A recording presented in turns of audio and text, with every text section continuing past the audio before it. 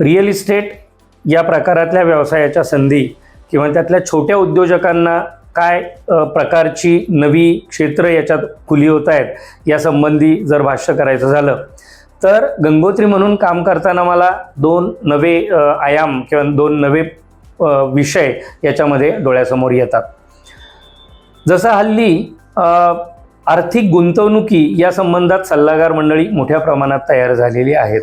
तुम्हाला म्युच्युअल फंडात पैसे गुंतवायचे असतील, शेअर बाजारात पैसे गुंतवायचे असतील किंवा एकूण ज्याला पोर्टफोलिओ मॅनेजमेंट म्हणतात त्या प्रकाराने सल्ला देणारी एक व्यवस्था अतिशय चांगल्या प्रकाराने आपल्या अर्थव्यवस्थेत तयार होती आहे। जे रिअल इस्टेटचं क्षेत्र आहे ज्याच्यामध्ये घर घेतलेलं असतं, एक सोडून दोन तीन वेगळे फ्लॅट असतात, काही जणांचे प्लॉट्स असतात किंवा ज्याला हॉलिडे होम किंवा वीकेंड होम याही प्रकारची गुंतवणूक असते।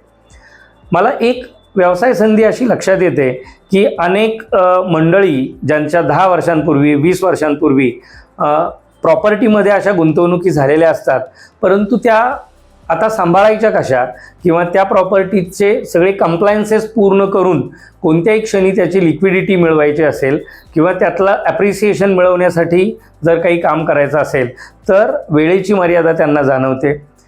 अनेक जणांची मुलं किंवा व्यवसायानिमित्त परदेशी गेलेली जी सगळी मंडळी असतात त्यांना या प्रॉपर्टीकडे लक्ष देणं किंवा त्या पुढचा सगळा व्याप सांभाळणं हे अवघड होऊन बसतं।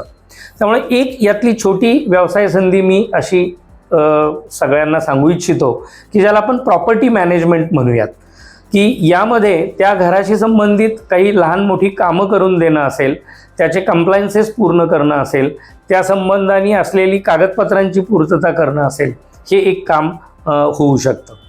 त्याचबरोबर जिथं या व्यक्ती राहत आहेत ज्या HNI या प्रकारच्या असू शकतात, ज्याला आपण हाय नेटवर्क इंडिव्हिज्युअल्स म्हणतो, की त्यांच्याकडे गुंतवणुकीसाठी पैसे आहेत परंतु वेळ कमी आहे आणि या प्रॉपर्टीज दूर कुठेतरी लोकेटेड आहेत।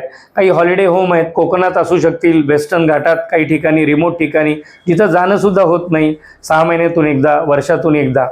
तर त्यासारख्या जागा मेंटेन राहाव्यात किंवा योग्य वेळी त्या विकायच्या असतील किंवा अगदी त्याच्याही पलीकडं की या अशासारख्या जागांवरती छोटं पर्यटन चालवायचं आणि त्या जागा वापरत्या ठेवायच्यात यासारखीही गरज असू शकेल।